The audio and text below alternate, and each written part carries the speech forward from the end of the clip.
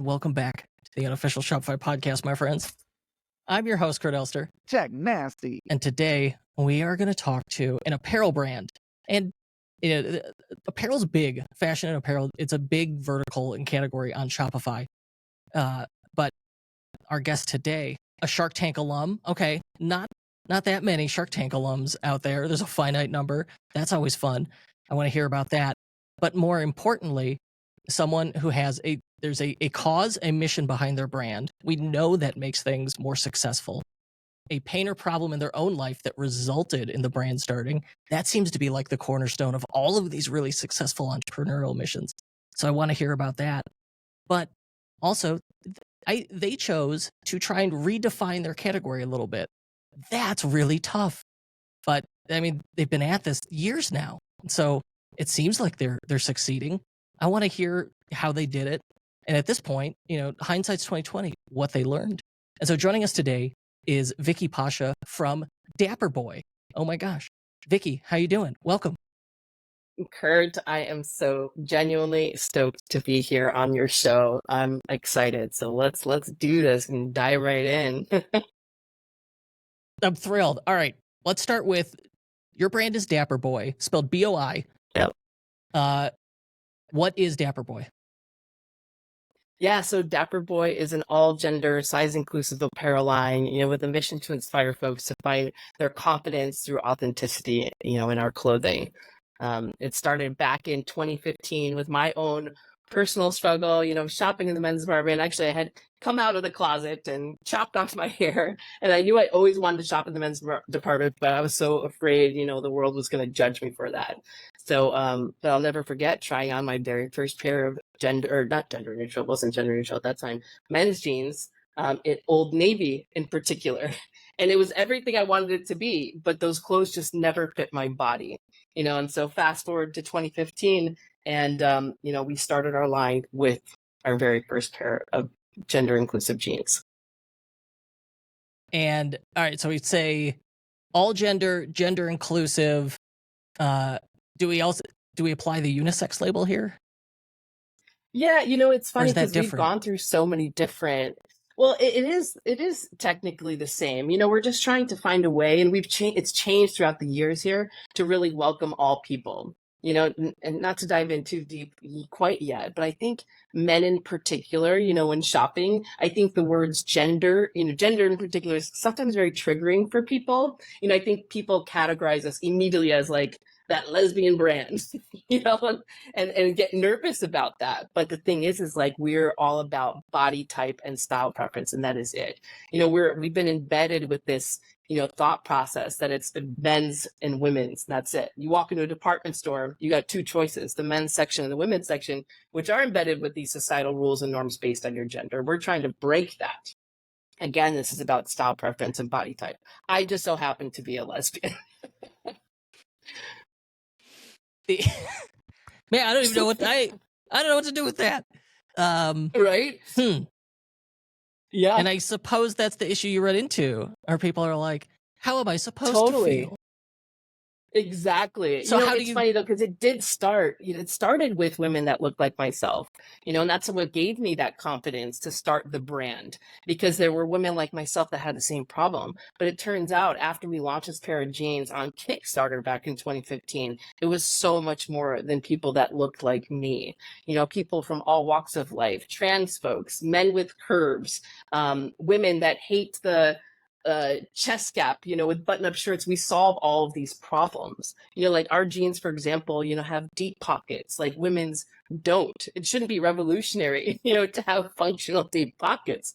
But here we are still, 2024 with the same problems. The tiny pockets on women's jeans, that blows my mind. Like, because my pockets, I could will stick my hand in and they'll stop about my elbow. It's like I could stick my hand in my pockets and scratch my ankles, pull my socks up. And then, my wife's is like, all right, if I fold that business card in half, I could get that in my front pocket. Exactly. Why would you design pockets like that? You guys know how big an iPhone is, right? Like, what are you doing? Yeah. And so this brand Dapper Boi. Even add a pocket. Oh, you're great. Well, hold on. I want to hear more about pockets. Yes. We even added, like there's like that little, it's actually made for pocket watches. There's like a tiny little pocket within your pocket in jeans. People call That's it what the that's supposed coin to be for? pocket. It was for pocket watches back in, I don't know how long ago now, but yeah, and it just kind of stuck, and it's like, kind of pointless. People call it now the coin pocket, I've heard. But we actually made that the size of a large smartphone, so you could actually put a phone in that tiny pocket and still have your large pocket. When we're thinking through details of all of our clothes, there's always like a functional aspect of it, whether it's comfort, stretch, the pockets. Our button ups have this hidden snap behind the chest placket, to prevent chest gap that you see in both men's and women's button up shirts. So, yeah, that's what is kind of unique about us, and also our size range. It's really hard to find a mainstream store with such a large size range. I personally am a plus size person. If I go to Macy's today, I can't fit in the top size, although, it's still baggy in my shoulders everywhere, but I can only go to my, chest and let it out like it's a style because of my booty. If I go to the men's plus size section, it's like the worst styles on the smallest size and it's down to my knees. So like literally today, there's still no place that fits me like my own brand. Crazy.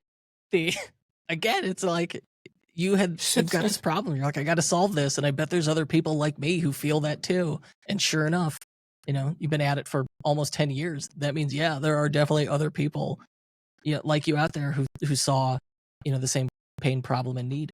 Tell me about. Well, you co-founded this with your wife, right? Yes, yep. My wife Charisse is the co-founder.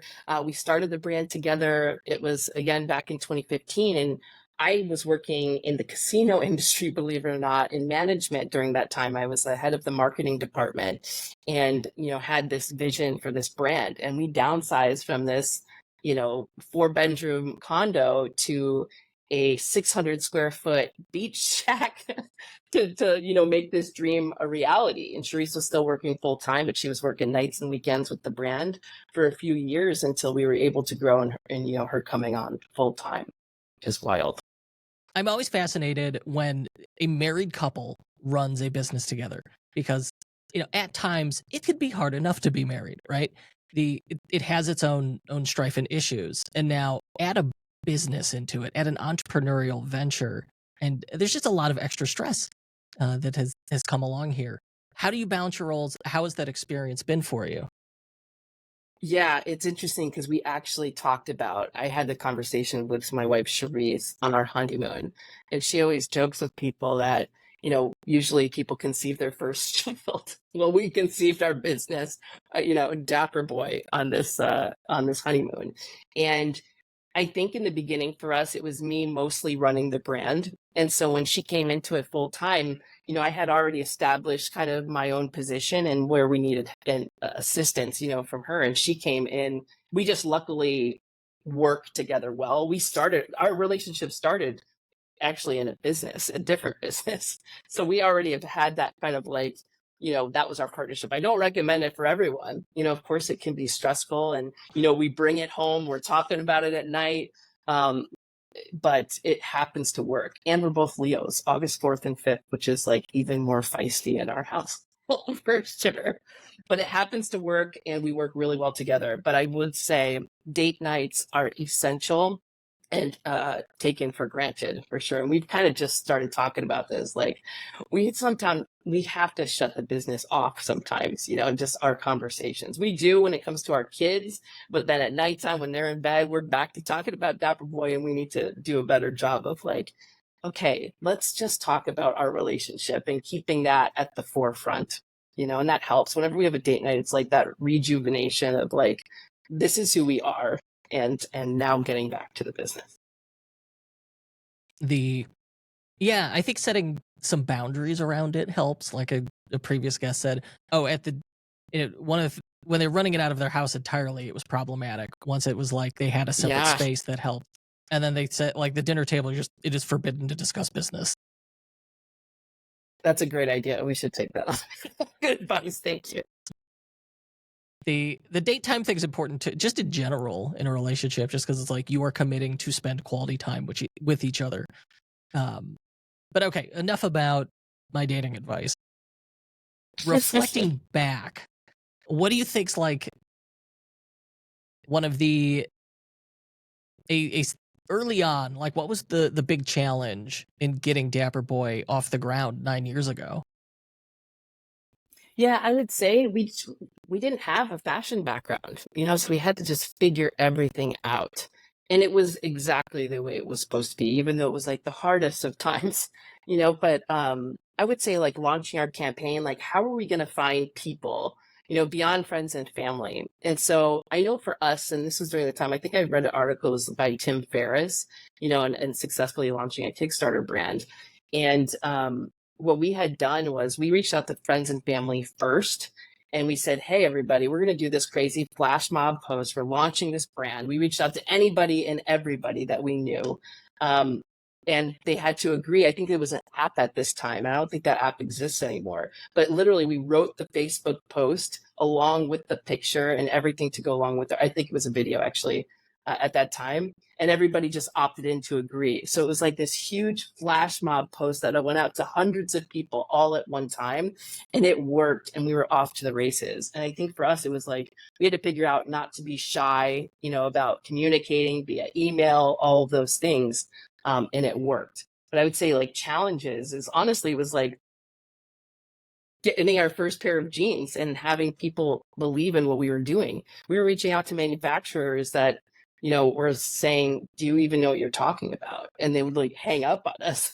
And there's minimums and things, at that point, we had no idea about any of these conversations. But luckily, one manufacturer was like, hey, I think you're really onto something. I'd like to hook you up with my pattern maker. And we, just started this sampling process, which took us 6 months, for our very first sample of jeans, because they were just really off. They were either very feminine or very masculine. Like we were really putting together the best of these two worlds, and so it took quite some time. And plus not having that background in the language at that point, also took quite a bit of time too. But again, like all of these lessons were so essential because we, are so proud to say that we built this business completely from the ground up, and we've learned every mistake, in the book for sure. So with that initial Kickstarter, I googled, I found it. 223 backers pledged $26,364 to the project. Yes. And in it, like you could see samples of the jeans. At this time, they're described as premium androgynous jeans. Yep. And with our Kickstarter, you used like a service or an app. I've seen this where everyone opts in, and then at a specified time, everybody posts the same thing all at once, and so it gives you a good chance to like make an impact and maybe look like it's trending. Yeah, that was so helpful. And really, that's what grabbed people's attention. I think from there, what was very helpful was our video, because it was very, immediately we're like solving a problem. It's very relatable. And I think people just found us approachable and friendly. And we've heard throughout the years here that people just want to be our friends. You just feel like you know us instantly. And that is something we're very proud of too. So it was I'm a believer, especially coming from a marketing background, that marketing is everything. It's how we relate, it's how we feel, when we see products. And so that was so huge for me.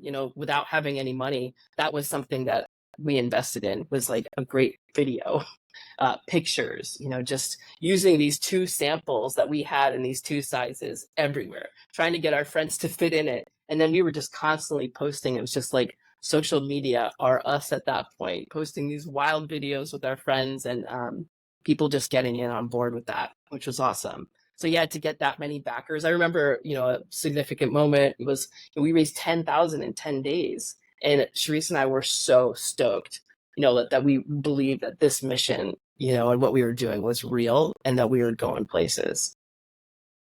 And from there, you finish the Kickstarter. What's next? Like you've got a Shopify store, you get on Shark Tank, but that moment of like, all right, we got the money, now we have to deliver, and it's addictive. Hey, I want to keep this going. Where do you go from there? we had to figure it out because we ran out of money quickly. We didn't raise enough money. We raised for the production, but then what? Now the jeans were gone, and now what were we going to do? How are we going to fund something else? We were like, should we do another Kickstarter campaign? And we didn't really, love the process with the rewards. It just adds a level of like complexity and things. So we decided to go to Shopify, launch our own store. And this is almost 1 full year later of like, should we keep in business or not? And we decided to run that same kind of Kickstarter, pre-order kind of model. And that's how we were going to bootstrap the brand. And actually the next product we launched, which was the first product on our Shopify store, was our button-up shirt, which was actually being developed the same time we were developing our jeans. So literally, and I remember this, we had one color button-up shirt. We launched it on our Shopify store. We made a video that was instantly relatable, which instantly showed the problem. Like, do you ever have this problem, showing that chest gap, right away? And people were just on board. And imagine. Well, I've heard chest gap. Say that again? As like this thing we got to solve. Yes. I said, I've heard chest gap as this thing we got to solve. Explain chest gap to me in button-down shirts. Yeah, so the button-down shirts, there's like in between the buttons, especially in the bust area, it kind of it stretches there where there's this giant gap, and you can see a full-on peep show going on. So we added these snaps that close the gap. Yes. Yeah, which is like a game changer. That's what I thought. For people, for both men and women. Yep. Yep. And so we had launched that campaign on our Shopify store, very first product there. And we did like $30,000 in 3 weeks. So imagine going from like no products, about to go under, had nothing, to 30,000 in 3 weeks. And so what we had done was you beat your Kickstarter. Beat the Kickstarter by far, like within a very short time frame. And so we, at that point, were like, okay, we're onto something here. Let's take, these two products, these button ups and these jeans, and we were just going to continue launching new colorways, each month. So it's like a monthly kind of thing. And we would just sell out every time. And I think what was happening is like we were creating this community that was just so loyal and ready for the next drop, because we were just, selling out of products. So we were just launching more and more. But I think the kicker here was that FOMO, because we would only launch, the minimum production was 300. So we were just trying to get to that 300. And so we would say, okay, everybody, you only have 3 weeks. We're going to give you this intro pricing, maybe up to 20 to 30% off. You have 3 weeks to get in. So everyone was just waiting for the next drop because they knew they'd get a great price or we would sell out. And so I think we were just creating that, like teaching them this way, even though they had to wait, 6 to 12 weeks, for their product in the Amazon Prime, delivery kind of world. It's not ideal, but people could not find the fit that we had, and they were just so loyal. So that's how we were able to scale. I mean, I think it was for us by this time, it was like, when we were fully on here launching monthly, by 2017, I think it's 2019, we hit $540,000 in sales. 2020, we hit $1 million. 2021, 1.2. We were just launching constantly. We developed this full line. It wasn't just jeans and button ups. It was t-shirts that fit, and it sounds crazy that a simple t-shirt, would sell so well, but it's one of our top selling products. Because today, if I were to buy a men's t-shirt, it suctions to all the wrong places on my stomach, the worst spots. And the women's shirts are just too feminine. It's like the scoop necks and the very high sleeves. So again, like swimwear, everything, a full everyday line is what we launched. And we were very strategic by our launches too. So we would launch maybe one weekend, it would be a button up. The following would be jeans. The following would be a jacket. So it'd be a complete complementary look, and people wanted to get the entire look. That's I love that you dripped out one item at a time, and then at the end you're like, oh, you got the full outfit. That's fun. Yes. It sounds like you're focused on pre-orders or like this launch strategy. Is that still how it operates today? It isn't actually. That's not the goal. And so what happened for us was, like so many other businesses, the COVID delays almost wiped us out in 2022. So again, imagine it was just my wife, myself, 2 part-time employees, and we were doing over $1 million a year. And I just want to call out a big stat here, is that only 1.7% of women-owned businesses hit over $1 million in sales a year. And we were doing that. And I had no idea at that point that, at what point were we ready to or qualify for a conversation with an investor? We didn't know. We thought it would be much more and, all these things, but we were doing these crazy stats here with just this tiny team. So the goal was never to do pre-orders forever. It was really just to test the market, making sure that we were foolproof of when we were going to investors. But then 2022 hit. So 2021, I think like our best month was like $185,000. And then, we were waiting for these productions to come in and the delays started happening. Where 2022, I don't think we launched one single new product because people were backed up in campaigns. The delays took place. We had barely inventory to sell. And so we were just trying to keep the lights on. It was such wild times. We had to lean out, as in, any outside contractors that we had during that time, we had to let go of. We raised prices. We had to get real crafty during this time to stay afloat. It was crazy.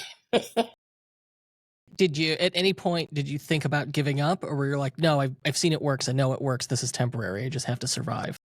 Yeah, that was exactly it. We knew it was temporary. We even sold our home during this time because, again, we knew people were just waiting for the products. I mean, every day people were like, you don't have anything. Like, it wasn't because we didn't have good product or a customer base. I mean, our repeat customer is 51%. And so people were just shopping over and over. I think the baseline for Shopify, they say, is like 28%. So it wasn't that we didn't have a good product or customers. It was literally the delays. So for us, it was worth it, especially with this mission that we had. We're trying to be the next Levi's of all gender fashion here. Like, this is what we had. We're very plan A all the way people. If we even focus attention on plan B, then we don't really truly believe in plan A. And that's what we always were on the same page with, my wife and myself. And so when it came down to it, and we were sitting on equity in our home, how could we go to investors and ask for money when, we wouldn't be able to invest in ourselves? So we decided to make that move, which really helped us in the long run.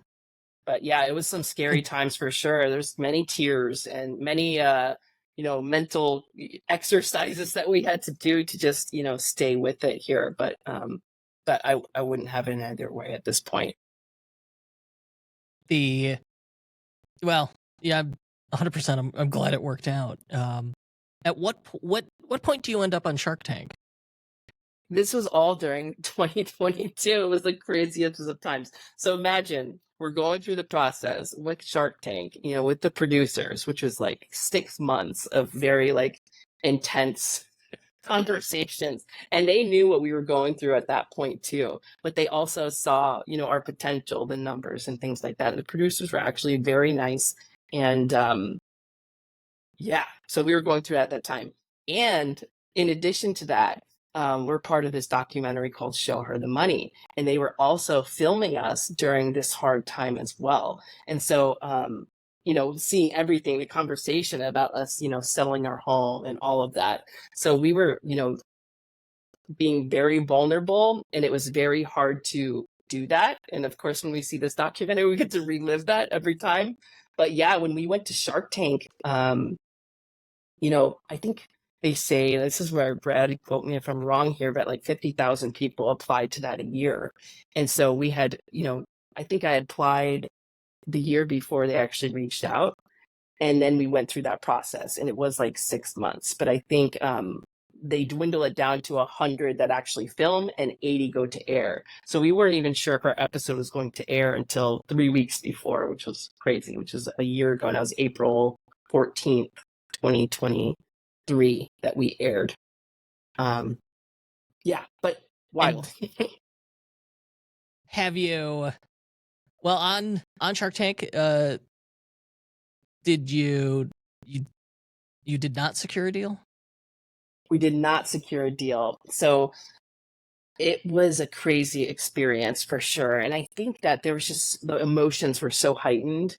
And I will say, when you're coming from a place of desperation, nothing good happens. And that day when we went to Shark Tank, we literally were down to our last $100. We were in the process of selling our home. It was intense. And, we had, that's even a part that's a line on the show. We had said we're down to $100 left in our bank account. And they were like, $100. Oh my God. But really, in reality, we also signed on with our very first lead investor, 250K that morning. And that wasn't Oh, seen on the show.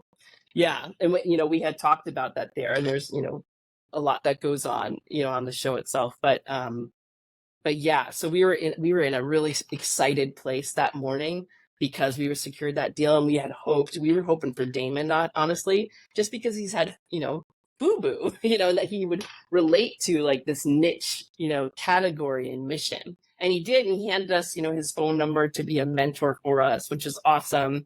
And we didn't get a deal, but I'm so glad that we didn't, just from the equity side of that, as well as like we were able to get exposure for a brand like ours to be on mainstream TV, is such a huge deal. And afterwards, what came from that, the messages from people were just incredible. So what a cool experience. do you see the Shark Tank bump every time your episode re-airs? You see your traffic go up? Oh yeah, for sure. We see the Shark Tank bump and also the messages of. In one of the stories, this is a really good one here that I'll share, is so it was a woman that reached out. She happens to be a lesbian, and her father and her did not have a relationship because of that. They hadn't really spoken in years, but he was an avid Shark Tank watcher. And she says, you don't understand like what that did for our relationship, that he saw your episode and he messaged me 3 words: check out Dapper Boi. And so that was such a huge deal for their relationship, because he was able to see that on a mainstream TV and relate in that way, that it's like, okay, and that was just like the first conversation for them. And like stories like that we get all the time, and that's why we do what we do. I mean, we're changing people's lives, their confidence, their self-worth, all of those things. So it sounds like you've got this really strong connection with um with your customers, your audience, and ultimately what sounds like has become a community around Dapper Boi. Do you use their feedback in product development? Yes, always throughout the years. And, our button up, the very first one to where it is today, is completely different due to all of that feedback that we get from our customers. So no, they're essential, to our brand, and happens in the beginning. I mean, we have customers still from our very first Kickstarter campaign, which is the coolest thing. But yeah, I mean, it's again crazy. Like some of the stories we hear, we even have parents reaching out to us, like thanking us for existing. Another story, and I always share this one because this is what I mean by impact here, is a parent reached out to us thanking us because their 14-year-old child was actually suicidal until they saw a Dapper Boi video ad. Like they felt like they belong on this earth.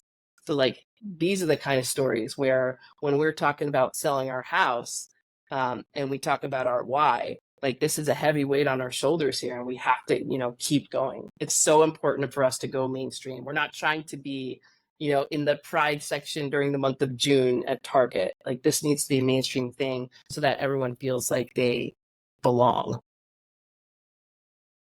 So you see this um as influencing societal norms is one of your long-term goals here.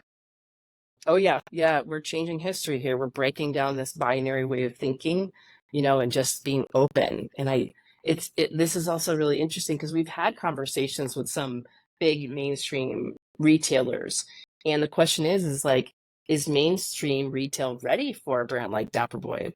And I don't know if we quite are yet. The question is like, where would Dapper Boi go in a store? The men's section, the women's section, is it a third category? And I think this is where we missed the mark on Shark Tank, because, and I take accountability for this, is like, we're not trying to create a third category, because I think that again, it's too exclusive. Like people will feel like that is the, pride section, like kind of feeling like to go there. I think honestly, the best way to do it is baby steps. I think personally, it should be in both sections to start. Like maybe, like I said earlier, with men hearing those words like gender and inclusive, that's very rare to hear in men's clothing. So like, what if maybe it's just jeans we start with in both sections, and the men, try them on and they're like, this fits me like I've never had a pair of jeans fit. And then they start looking into, oh, wait, this is an all gender line. And then it becomes not so scary, and then eventually maybe it can be by style preference, but I think that these conversations are important to be had. And I try to get my face in front of retailers as much as possible so they remember my face when we're ready to have this conversation. But for now, I think, our best route is direct to consumer. We can reach so many more people this way with our paid ad strategies. And, we're working also like on the size charts and how we can, communicate to people how our clothes fit their bodies the best. In fashion and apparel, size guides, size charts, just communicating sizing is such a friction point for both the merchant and the customer. The customer's like, look, I just want to buy something that fits, but I can't try it on. And what happens if it doesn't fit and then they got to return or exchange it? And the merchant doesn't want to deal with it either. They're like, hey, I wish this worked on the first try. So what are some of the challenges there, or how do you overcome that? Yeah, it has been challenging, especially with such a hybrid product. And so, we had decided when we were talking about sizing and how we were going to develop this, we actually felt like men's sizing was the easiest to follow. Women's sizing, it's very vanity, how are you a size 0? I just don't understand that concept, to be honest with you. So I felt like just a simple waist measurement was the easiest. And we offer sizes 26 to 52 currently, which kind of lines up with men's sizing. But, originally we had just size charts, which is not so helpful, and so we've used quite a few different apps on our Shopify store. I think right now it's the Kiwi size chart app that we currently use. So people could technically measure, but it also puts you in, it kind of spits out your Dapper Boi size. But at the same time, what we are currently working on, we have a partnership with a company called Couture Technologies, and we are working on our very first virtual reality avatar. And it'll be the very first time that it's not going to be gender-based, where you don't have to pick man or woman. It's literally based on like taking a photo and seeing it on your body. And now you'll be able to see Dapper Boi clothes with a heat map of like where the garment might be tighter, on your body or looser. And so, and building your Dapper Boi wardrobe. So this is all happening right now, and hoping to launch even this year. And we're going to start with phase 1 in May. So it's very exciting. And I think this is the way of the future. I know there's a lot of different VR, AI, type apps here that we've been talking to for years, but none have done this, completely gender inclusive kind of avatar, which is so exciting. What was I gonna say? No, that is cool. What's the name of that app again? Is Couture? Yeah, it's a company called Couture Technologies. All right, I'll have to look that up. Oh yeah, Yeah. Couture virtual try-on. Okay, I will make sure to include that in the show notes. Where was it? All right, so just as there is, because it's such a new category, there is difficulty in communicating it to potential retailers, difficulty communicating the sizing, which it sounds like you've overcome that. What marketing is effective for you? Like I assume it's challenging, but what marketing is effective, and like, what do you find you've been able to resonate and reach your audience? Yeah, for us, it's been video marketing for sure. It's all content for us. And that's how we were able to it was just so shareable in the beginning. I mean, we had in the beginning where we were doing our iPhone shoots, making 90s R&B videos in our button-up shirts. I think people were just like, these guys are just crazy, but also solving a really unique problem. I think for us, we don't have a political agenda. We are just being us in the most confident way. And I think that's the best way to relate to folks that, maybe are nervous to even be their authentic selves. And so for us, it's been content. We're not shy. We're constantly posting things and videos, and we're doing photo shoots all of the time, just in our clothes, being the most confident self. I think email marketing for us has been huge. We do at least 3 emails a week, in addition to our automated flows. And so we are not shy about approaching people. Also the texting as well. 3% of our revenue comes from email. Again, we have a very loyal customer base. But we are also, really working on right now, a paid ad strategy that involves all these different customer personas. And so like, what could that look like for each of these groups? Maybe it is from the LGBTQ plus community. Maybe that's one persona. And then there's like plus size men or women that don't necessarily love shopping, very feminine styles of the women's department. Although we are working on a lot of different styles, but I think for us it's like communicating and relating to each one of those, thinking through every single touch point for each customer persona has been essential. How many customer personas do you keep in mind? Yeah, right now it's 3 to 4, but again, we haven't even touched the iceberg within our own LGBTQ plus community. So we're really honing in on that currently. And then as we're, because we're still in that kind of bootstrap mode, we're fundraising right now. We're trying to close this round here so we can get ahead of inventory. We're launching new styles. And as we're launching new styles, we're keeping these other, customer personas in mind, and we'll start launching those ad campaigns as well. We've already dabbled a bit and it's working. But again, you have to, when you're budget conscious here and you're in that bootstrap mode, we kind of double down on what works and then, testing these audiences as we're growing. It sounds like you've got long-term goals in mind here for Dapper Boi. What are those long-term goals? New products, markets you want to explore. What's the plan here? Yeah, so it's a complete lifestyle brand, from, again, button-ups and jeans to swimwear to suits. We have it all. Eventually we'll launch different, maybe a kids line. We get that all the time from parents constantly. But again, like our goal is to be the next Levi's of all gender fashion. I see us, Levi's, I say in particular, because they're that long-lasting denim brand that everybody knows for years and years and years. And so I think we will be that. Not even I think, I know we will. And so we're striving to be that. And we're having conversations with retailers. Also, some corporate interesting things have been coming up here that I can't wait to share in the future.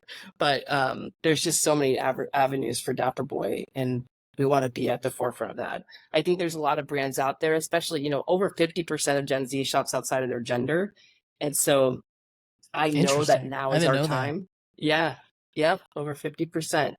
I think 5 years ago, if we had big investors, I don't even think the world was ready then. But now I truly believe we are. And I think that there's a lot of mainstream brands, saying that they do gender neutral stuff. And I think it's great because it helps us. But at the same time, it's like oversized sweatshirts, which are cool too. But like we really hone in on fit in the size range. Again, it's all about confidence and not necessarily fitting in. It's about belonging and feeling like you could be your authentic self and be completely okay with that. Yeah, the gender neutral clothing I own is all like, here's a tent. It's spirit jerseys, it's oversized sweatshirts. I love that stuff, but it's like, all right, you're doing this on easy mode. Exactly. So it's changing that conversation to that fit and style. So what if you had to go? It's been 9 years since that first Kickstarter. It's been 9 years since you started this business. If you were to go back 9 years ago and give yourself advice, on, hey, this is what you need to do differently, is there anything you would have changed? Yes, I would get out of my own way.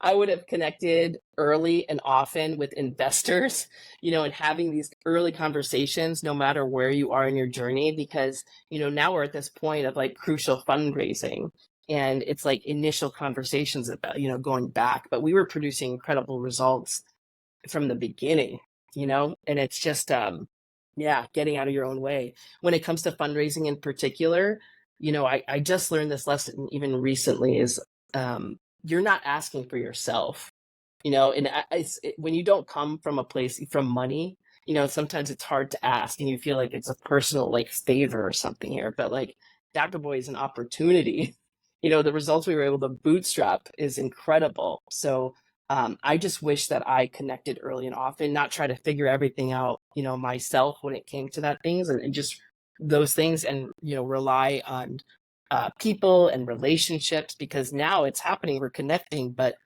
if I did this earlier on in the journey, maybe we would be in a different place, even larger. All right, now I'd like that advice. If you were to give advice to someone starting their own apparel business for the first time, would you tell them the same thing or something different? Yeah, I would tell them the same thing. I would say get started. I know that a lot of this is like analysis paralysis kind of stuff here, especially like like me, I didn't have the background at all. It's crazy that I started a fashion line when I was so frumpy, before, with my long hair and shop in the women's department. If you were to ask my friends back in high school, like, would Vicky start a fashion line? They would laugh, but it's a passion, and it's like the confidence that I developed along the way here. So I would say for people that are just starting, that are like second guessing themselves, is like one step at a time, one day at a time. Utilize people, connections, go to conferences, get inspired, read books. You're not in this alone, and connect with people. Follow me on LinkedIn, ask questions. I'm always available, because I wish that I had that, back in the day. And I did it because I was too much in my head that I had to figure it out all myself. So it's connecting with folks. You're not alone.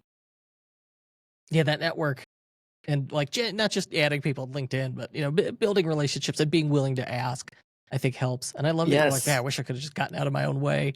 That I Right. often reflect. I think we all have those moments where we're like, oh yeah, I should have just gotten out of my own way there. But all right, here's the thing I've been wondering about lately. What's the most important skill for an entrepreneur to have? I'll tell you my answer after I hear yours. There's so many. There's so many. Skill is in, I think it's like having that grit, that like ready for the roller coaster, because it is that, but it's so worth it, because what I'm trying to be, is have this flexible life, and for my children someday to be able to have a flexible life as well, and see, what the work ethic that's put in. So I would think the most important thing is, having the grit and patience, because it is a long ride here, and also like being confident in yourself, as in, don't settle, or because somebody else is telling you, because maybe they are an investor, or have done it before. Like, no one can do it like you. Be open to feedback, but don't change your vision. I like that advice. I think a lot of people will pick something similar to that. Mine, I was going to say resilience, a variation of the same thing, right? Resilience, Right. because to get it right, you're going to get punched in the face or fail so many times along the way, especially early on. And so, knowing that, accepting it, and just be willing to get up and keep going is so critical. Otherwise, you run into your first issue and you're like, well, it didn't work. I'm done here. Moving on. Right. Right. Yeah, you got to commit. No, I love So that. for I think folks, mistakes are crucial. Like, those mistakes are essential. Like when you're going through it sometimes, and you're just like, oh my God, what did I do? And you're like hiding under your desk. Now I look back and I'm like, that mistake was meant to be. Every mistake was meant to happen. And you don't feel it in that moment, but looking back, it always is. my 7-year-old was uh, we were at an event, and there was a thing that she wanted to do, second guess herself, didn't do it. And she went home and she was clearly upset about it. And I said, hey, all you did, like, I said, you're disappointed, right? Yeah. I said, okay, that just taught you that the next time that opportunity or something like it comes up, say yes, or you're going to be disappointed later. And that she calmed down, she perked up, and I, she's 7. I hope she understood the lesson there, but it worked. So I for love it. folks who are interested in checking out Dapper Boi, where can they find your products? Yeah, so our website's www.dapperboi.com. Again, that's with a BOI. Also, check out our Instagram, Dapper Boi, and then Sharice and I recently started our own Meet the Pasha's Instagram, and it's really showing kind of behind the brand and all the our daily craziness of trying to get this brand mainstream here. So you can follow Meet the Pashas as well. Thank you. And if we want to connect with you, is that the Instagram? Is that the best way to do it?